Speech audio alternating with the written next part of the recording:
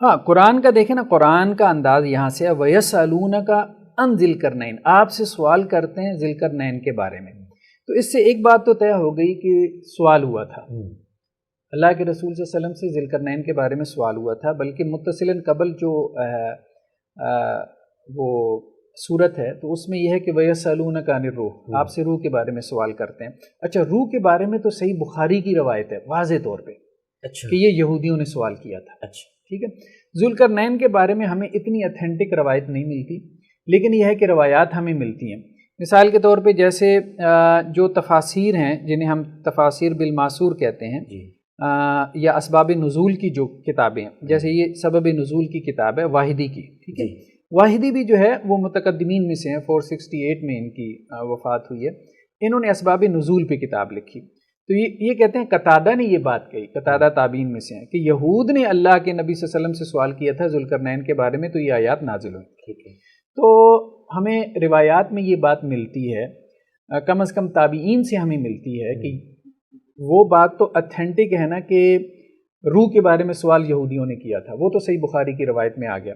باقی ذی القرنین کے بارے میں سوال کرنے والے لوگ کون تھے، تو اس بارے میں بھی تابعین سے ہمیں یہ بات ملتی ہے کہ یہ سوال کرنے والے بھی یہودی تھے. لیکن یہ تو کنفرم ہے کہ یہ سوال ہوا ہے، تو یہ رپلائی میں آیات اتری. ہاں بالکل، یہ تو کنفرم. وَيَسْأَلُونَكَ کا مطلب یہی ہے نا کہ آپ سے سوال کرتے ہیں. سوال کا تو انکار کوئی کر ہی نہیں سکتا نا. اصل میں تو ہم نے یہ دیکھنا ہے کہ سوال کس نے کیا تھا. اب دو پاسبلٹیز ہو سکتی ہیں. اہل مکہ نے کیا تھا، انہیں ذی القرنین سے کیا لینا دینا. ٹھیک ہے. وہ بدو لوگ تھے، عرب قبائل تھے، عرب سے باہر کا ان کا کوئی اتنا خاص ایکسپوئر نہیں تھا، بس تجارتی قافلے ان کے جاتے تھے. ٹھیک ہے. سال میں 2 مرتبہ، اس سے زیادہ ان کا کوئی باہر کی دنیا سے تعلق نہیں تھا. بنی اسرائیل کی ایک تاریخ ہے، یہودیوں کی ایک تاریخ ہے. آج کے اعتبار سے آپ دیکھیں تو 4000 سالہ ایک تاریخ ہے. ٹھیک ہے. ان کے ہاں بادشاہ بھی گزرے ہیں، حضرت داؤد، حضرت سلیمان. پھر حضرت داؤد سے پہلے جو ہے وہ وہ طالوت کا تذکرہ ہمیں ملتا ہے علیہ الصلاۃ والسلام. پھر حضرت موسیٰ جیسے نبی، وہ پوری ایک تاریخ ہے. ٹھیک ہے. تو وہ ہسٹری کا ایک آپ کہہ لیں کہ جی ہسٹری کے ساتھ ان کا ایک ایسا تعلق ہے، رچ ہسٹری ہے ان کی. اسی طرح سے ہم دیکھیں یہ تفسیر ابن ابی حاتم ہے، یہ بھی تفسیر بالماسور ہے، تفسیر ابن ابی حاتم. اس میں بھی یہ کہتے ہیں، سدی سے یہ بات نقل کرتے ہیں کہ یہود نے یہ بات کہی تھی اللہ کے نبی صلی اللہ علیہ وسلم سے. آپ صلی اللہ علیہ وسلم سے سوال کیا تھا کہ آپ ہمیں اس کے بارے میں بتائیں، یعنی ذی القرنین کے بارے میں. ٹھیک ہے. تو اس پہ پھر یہ آیات جو ہے وہ نازل ہوئی.